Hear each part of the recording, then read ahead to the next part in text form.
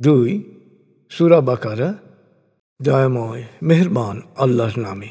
নিশ্চয়ই মহাকাশ ও পৃথিবীর সৃষ্টিতে, রাত দিনের আবর্তনে, প্রয়োজনীয় সামগ্রী নিয়ে জাহাজের সমুদ্র যাত্রায়, আকাশ থেকে আল্লাহর বর্ষিত বৃষ্টিতে, যা দিয়ে তিনি রুক্ষ জমিনকে আবাদ করেন আর প্রাণের বিকাশ ঘটান, মৌসুমী বায়ু প্রবাহে, আকাশ ও জমিনের মাঝে মেঘমালার সুনিয়ন্ত্রিত ভ্রমণ চক্রে জ্ঞানীদের জন্যে অসংখ্য নিদর্শন রয়েছে। তা সত্ত্বেও কিছু মানুষ আল্লাহ ছাড়া কাল্পনিক কিছু অস্তিত্ব বা শক্তিকে তার শরীক বা সমকক্ষ মনে করে, আর এই কাল্পনিক অস্তিত্বগুলোকেও আল্লাহর মতোই ভালোবাসে। অবশ্য যারা সত্যিকার বিশ্বাসী, আল্লাহর প্রতি তাদের ভালোবাসা অত্যন্ত সুদৃঢ়। হায়, এই সীমালঙ্ঘনকারীরা যদি মহাবিচার দিবসে ওদের শিরকের শাস্তির দৃশ্য এখন দেখতে পেত, তাহলে ওরা বুঝত সব ক্ষমতা ও এখতিয়ার একমাত্র আল্লাহর।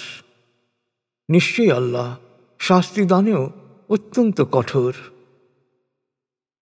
পার্থিব জীবনে চাকচিক্য ও মহাচ্ছন্ন হয়ে অনুসারীরা যাদের অনুসরণ করেছে, মহাবিচার দিবসে সেই অনুসৃতরা যখন তাদের অনুসারীদের দায়িত্ব নিতে অস্বীকার করবে এবং অনুসারীরা যখন আসন্ন শাস্তি প্রত্যক্ষ করবে, তখন তাদের পারস্পরিক সম্পর্ক পুরোপুরি ছিন্ন হয়ে যাবে। অনুসারীরা তখন বলবে, হায়, যদি একবার দুনিয়ার জীবনে ফিরে যেতে পারতাম, তাহলে ওরা আজ যেভাবে সম্পর্ক ছিন্ন করল, আমরাও একইভাবে ওদের সাথে সম্পর্ক ছিন্ন করতাম।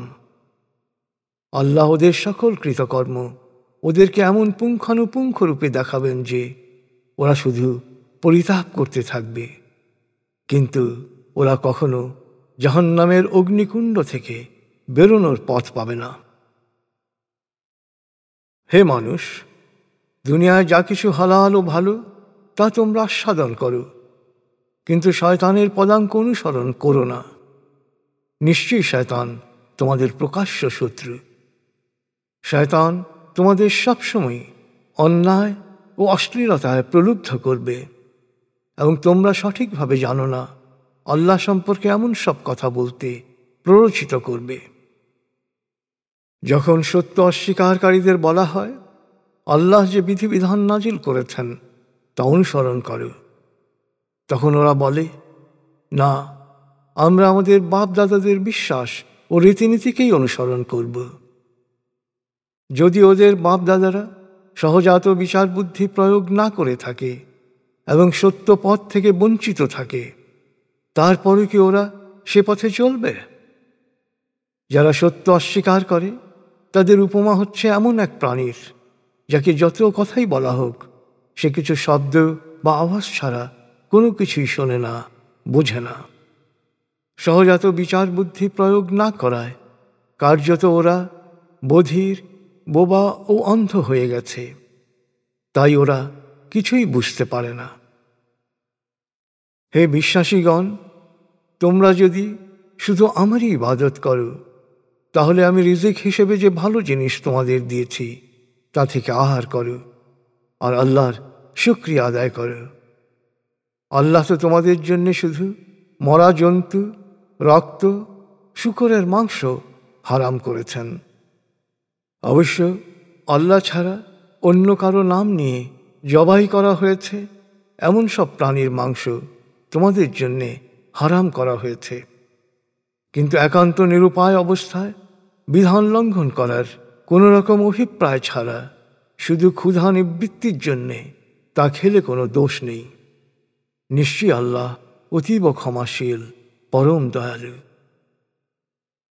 আল্লাহ কিতাবে যে বিধিবিধান নাজিল করেছেন, যারা তা গোপন করে এবং সামান্য বৈষয়িক স্বার্থের জন্যে তা বিসর্জন দেয়, তারা আসলে আগুন ভক্ষণ করে।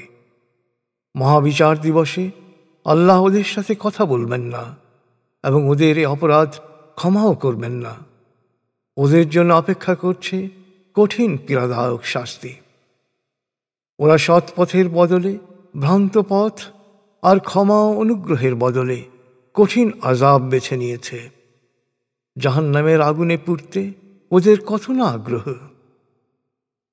আল্লাহ সত্য বিধান সহ কিতাব নাজিল করেছেন, কিন্তু ওরা নিজেদের চিন্তা ভাবনা ও খেয়ালকে স্রষ্টার বিধানের উপর স্থান দিয়েছে। তাই ওরা সত্য থেকে দূরে বিভ্রান্তির অতল গহ্বরে ডুবে গেছে। পূর্ব বা পশ্চিমমুখী হওয়ার মধ্যে কোনো পুণ্য নেই। পুণ্য রয়েছে 1. আল্লাহ, আখিরাত, ফেরেশতা, সকল কিতাব ও নবীদের উপর বিশ্বাসে। 2.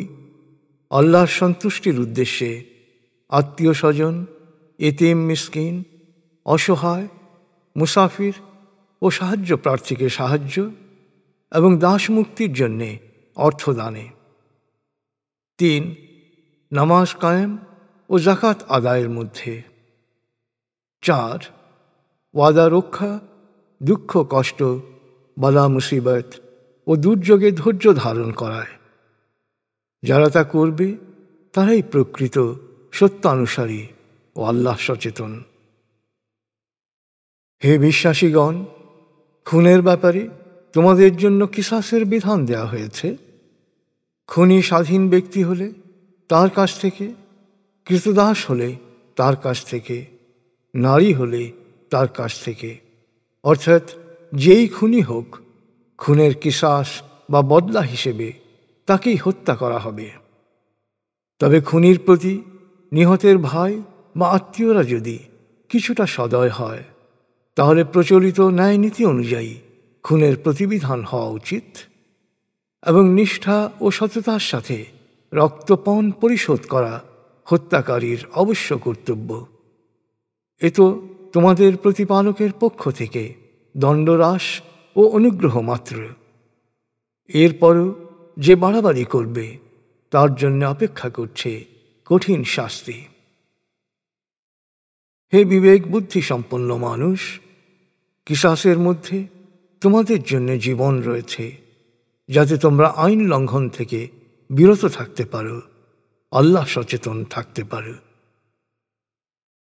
তোমাদের মধ্যে কারো মৃত্যুর সময় উপস্থিত হলে তার যদি ধন সম্পত্তি থাকে, তবে মা বাবা ও নিকটাত্মীয়ের জন্যে ইনসাফ মোতাবেক ওসিয়ত করাকে ফরজ করা হলো। আল্লাহ সচেতনদের জন্যে এটা অবশ্য কর্তব্য।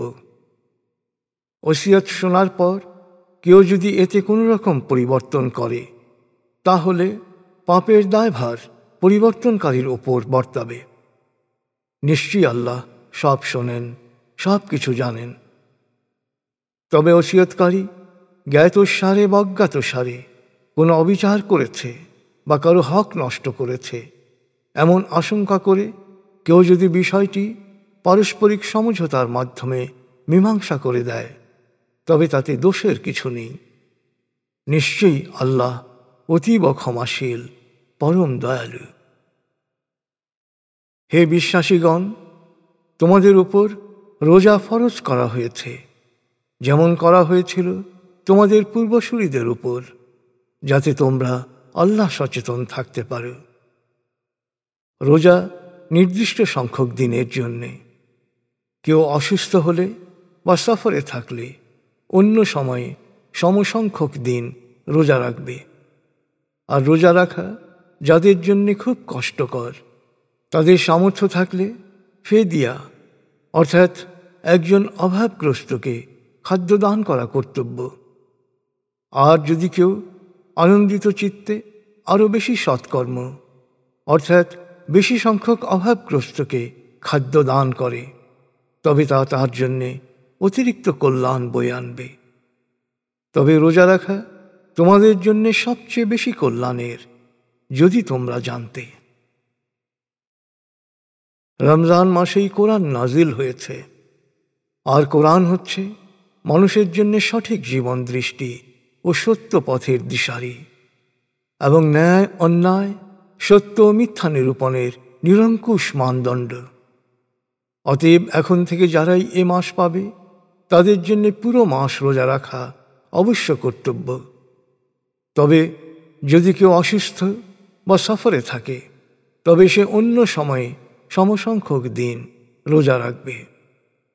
আল্লাহ তোমাদের জন্য বিষয়টি সহজ করে দিয়েছেন।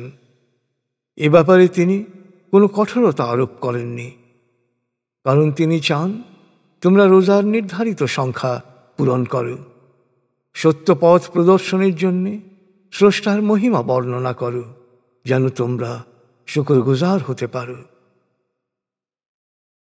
হে নবী, আমার বান্দারা যদি আমার সম্পর্কে জিজ্ঞেস করে তখন তাদের বলো, আমি তো তাদের খুব কাছেই আছি।